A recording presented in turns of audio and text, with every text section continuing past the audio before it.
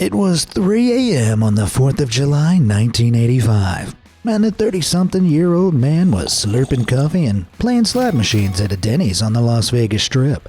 Suddenly, some cops stormed in, grabbed him, and slammed him against the wall.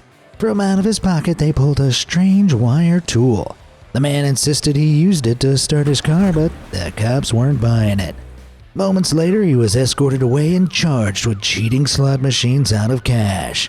But that would only be the beginning, for this man, Tommy Carmichael, would go on to become one of the most notorious slot machine cheats in history.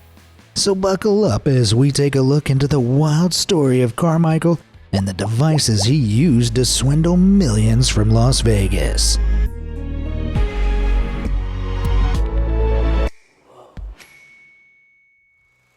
It all started on July 5th, 1950 in Tulsa, Oklahoma when Tommy Carmichael was born. From a young age, he was fascinated by technology, always tinkering and trying to understand how things worked.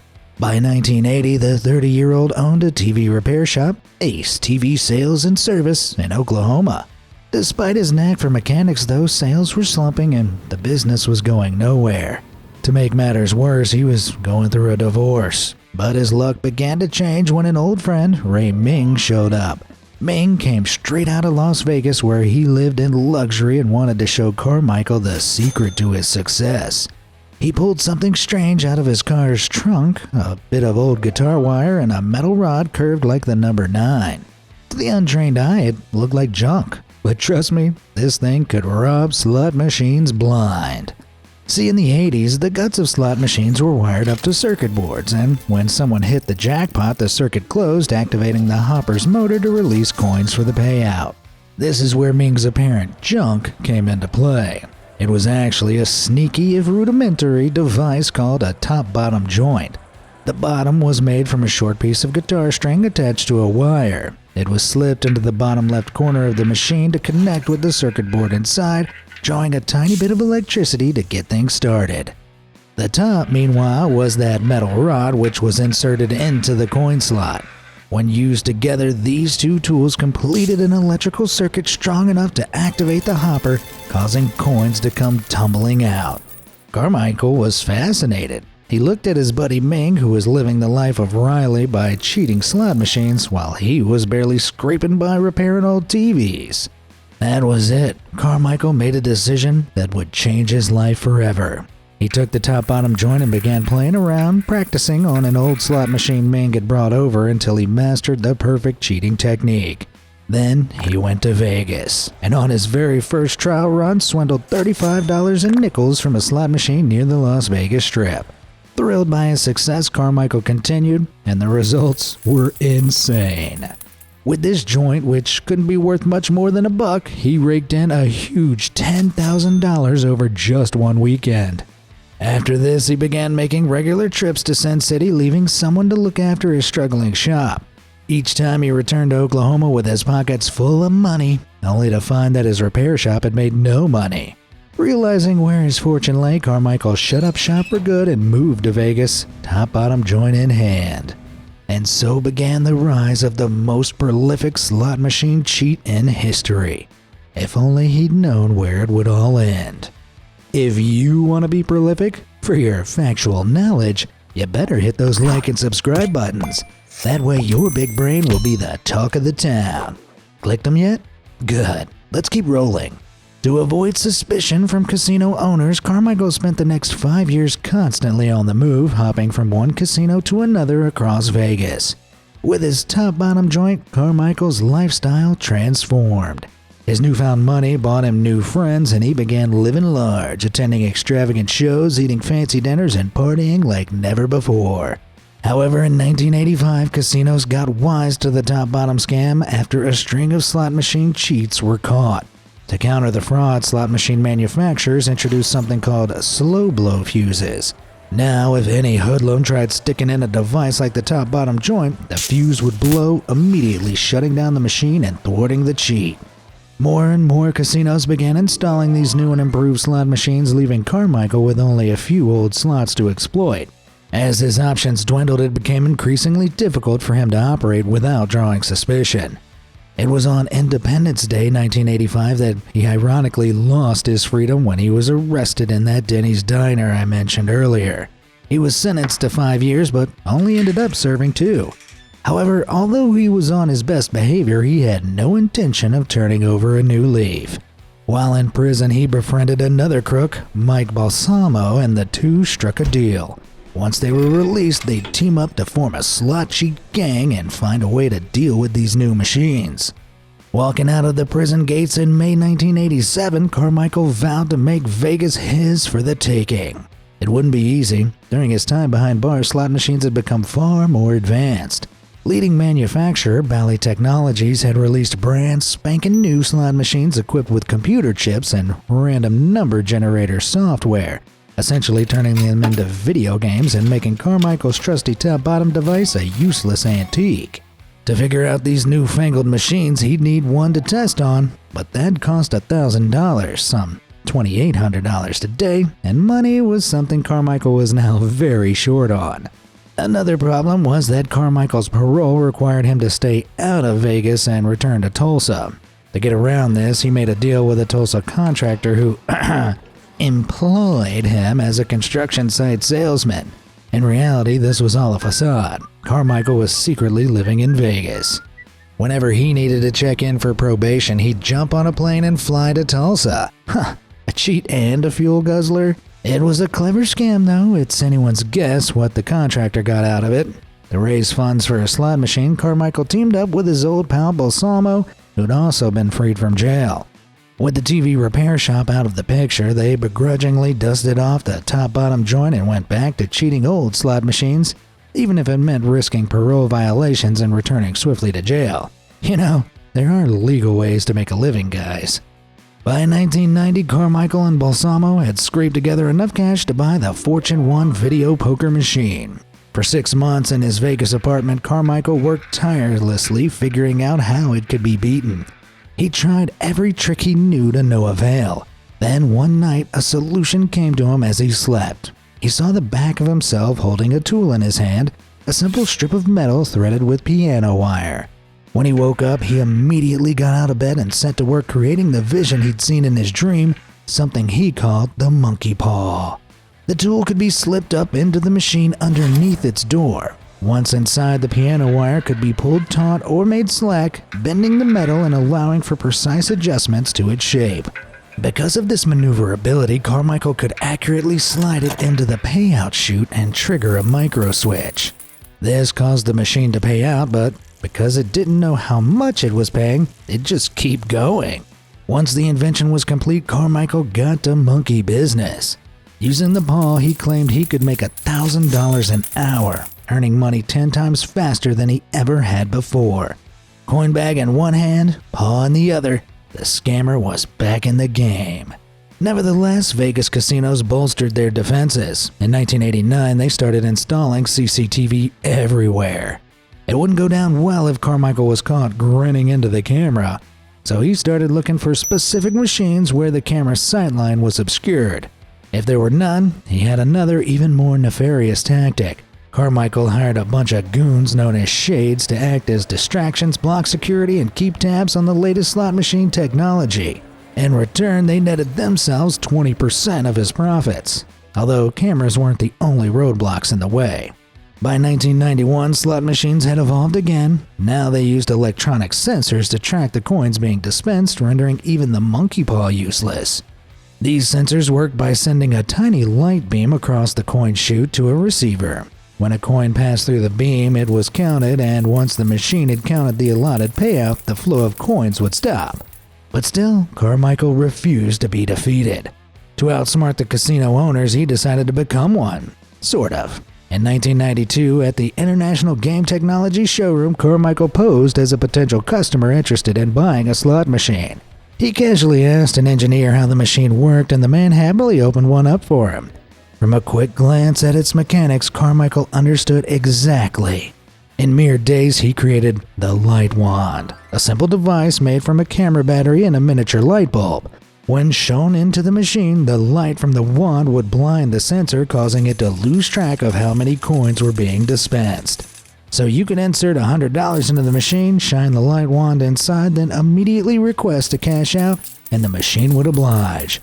Only because the light interfered with the sensors, it would keep spewing coins far past the $100 you initially put in.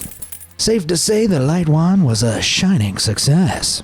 Though it only cost $2.50 to build, it could rack up to $10,000 a day. And ever the profiteer, Carmichael compounded on his winnings by selling the device at an inflated price to other fraudsters. It wasn't long before he was earning a fortune. But the problem is, people are unreliable and stupid. Cheaters would often get their wands stuck in the machines and abandon them, leaving the suspicious devices for casino workers to find.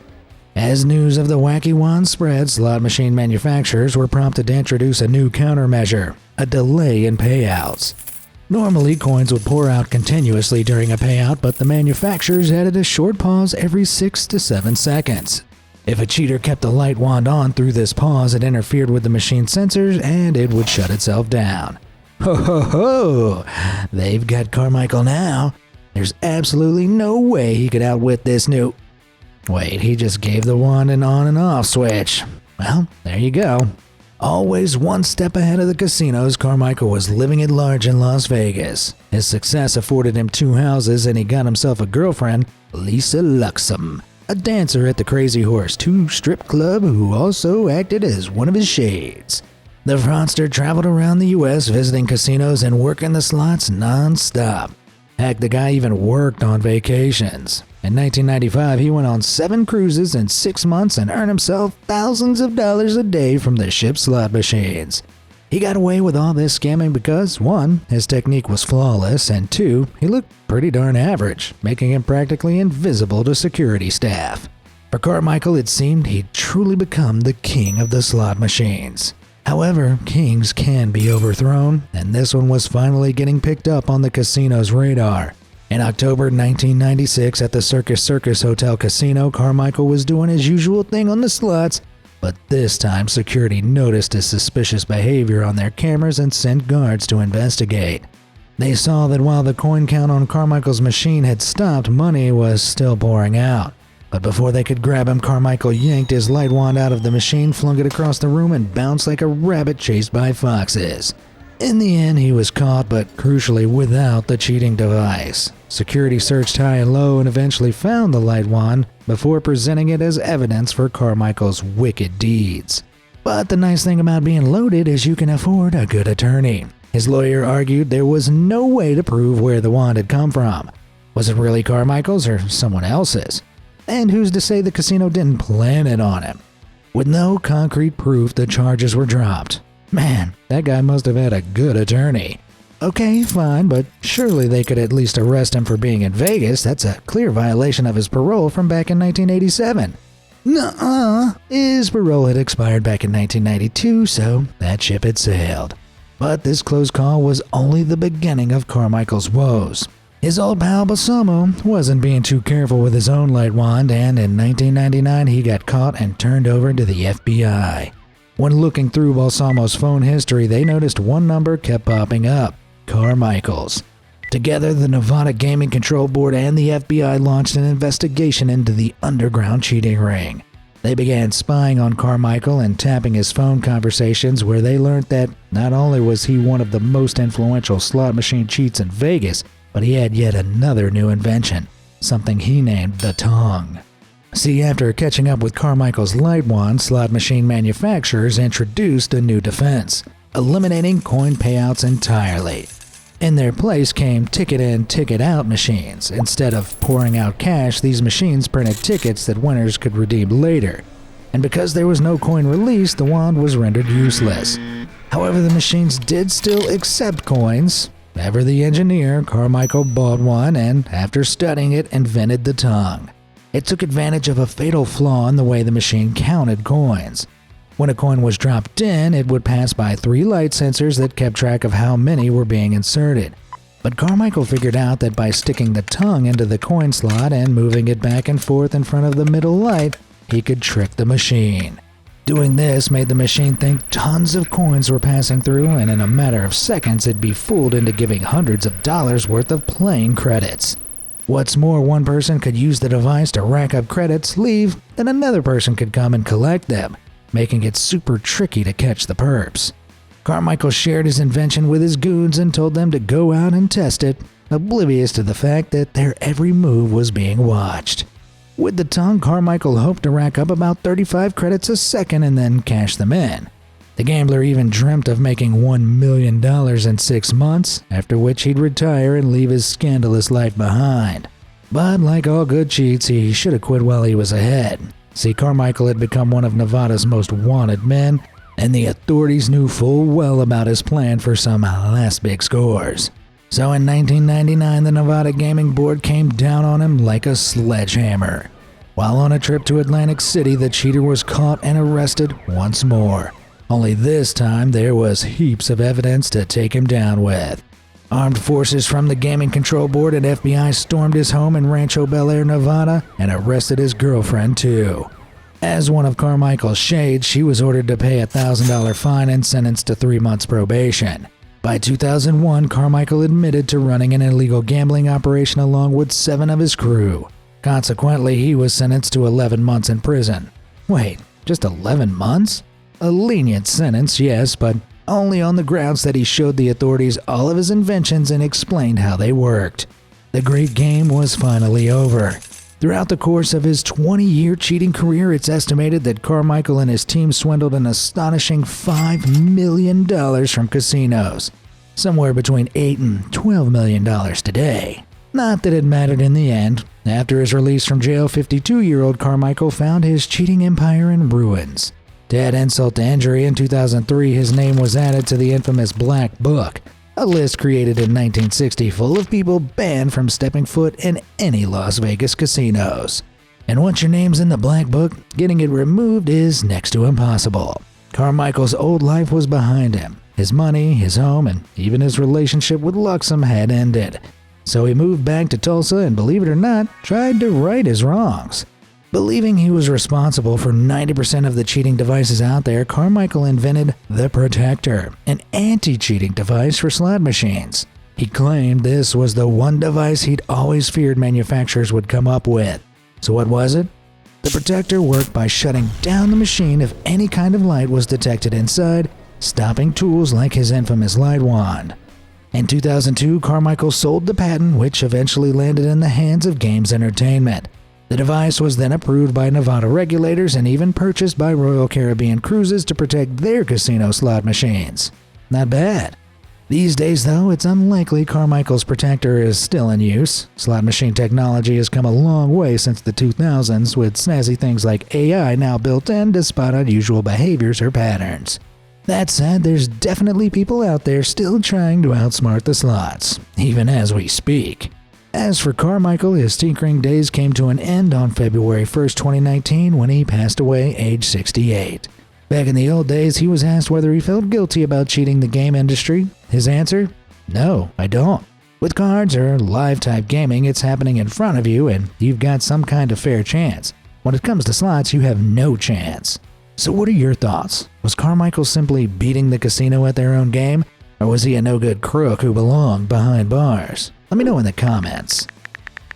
Of course, Carmichael wasn't the only cheater out there. Meet Dennis Nakarsh, a simple 20-something locksmith in 1960 Chicago who'd go on to spearhead the biggest casino theft in Las Vegas history.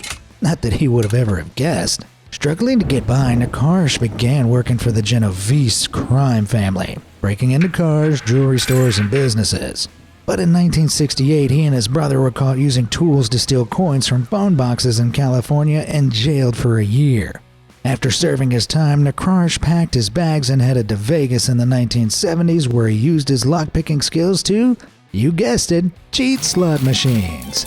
He'd use a device not dissimilar from Carmichael's monkey paw to crack the machine's door open and activate its internal mechanism, triggering a payout. Wanting to up his game though, Nakarsh, like Carmichael, bought his own slot machine and began working out how to cheat it. Lo and behold, after some serious studying, he figured out how to both open the slot machine and activate the jackpot. We don't know the exact details, and he's not going to be spilling his secrets anytime soon. However, we do know he'd jimmy open the machine door, manually adjust the reels so they lined up for a jackpot, then close the door again. Only because an alarm would sound if the door was open for longer than 5 seconds, he had to do all this unnoticed in less time than it takes me to tie a shoelace. That's insane. In this fashion, Nakrosh robbed Vegas casinos of a whopping $10 million between 76 and 83. But in 1986, he got caught again and sentenced to 5 years in jail. So, once out, did he mend his ways and go back to a peaceful life? What do you think? When he was released, he found himself in a very different world. Slot machines had gone digital and cameras were everywhere. But this old dog could still learn new tricks. Once his parole ended in 1996, he called on his old connections with the Genovese crime family and teamed up with a computer expert. Nakrosh bought another brand new slot machine and with his partner started to figure out how to hack it. Hours of toil later, they thought they had a solution. See, these new machines relied on a computer chip to determine when a jackpot would be distributed. If they could create a similar chip encrypted with the proper coding to guarantee an instant win, they could theoretically use it to override the original chip and get a win every time. Taking things further than Carmichael ever could, they spent months creating their own chips specifically for this purpose. Though similar to our modern chips, the ones Nakrosh would have been working with were more like this. Nakrosh would insert them into the slot machine's circuit board on top of the RAM. By piggybacking one chip on top of another, he was able to override the machine's computer systems and guarantee a jackpot. Of course, it wouldn't be so easy in an actual casino. To help his crazy scheme, Nakrosh assembled a team of shades to act as lookouts. First, they practiced in his garage, even setting up security cameras to figure out the best way of blocking the camera's view. Once they'd nailed this, Nakrosh was back in business. He'd head into casinos, crack open the slot machines, and insert his special chip. Then he'd leave, and one of his shades would move in to play the machine and trigger the jackpot. To anyone watching, it would just seem like a lucky win. From September 1996 to November 1997, Nakrosh and his crew pulled off 10 heists at 6 major Las Vegas casinos, winning both cash jackpots and cars, which they then sold. The deal was that Nakrosh took 70% of the winnings while the rest was split between all his blockers. Nakrosh should have known this wasn't enough of a cut. See, in 1998, one of his shades got caught in Phoenix, Arizona. Without sufficient hush money, they ended up ratting out the entire operation. Nevada gaming forces searched Nakrosh's home and found a whole heap of evidence to lock him away for good. After being arrested, he was offered a deal to reduce his sentence if he spilled the beans on his method, but Nakrosh didn't squeal. Instead, he pleaded guilty to charges of conspiracy, money laundering, and lots of other serious-sounding stuff. In the end, the cheat was sentenced to 7.5 years in Nevada prison. He was released in 2004 and passed away 6 years later, taking his secrets with him. One thing that hasn't remained a secret is the amount of money he stole, an almighty $16 million. And that's just the tip of the iceberg. In 1998, it was estimated that slot machine cheats like Carmichael and Nakrosh cost the industry $40 million a year. And more recent estimates have bumped that number upwards of $1 billion. But what do you guys think about all this? Let me know in the comments, and be sure to check out our other videos on frauds, like Kevin McKeever, the millionaire who faked his own kidnapping. That's all from me today. Thanks for watching.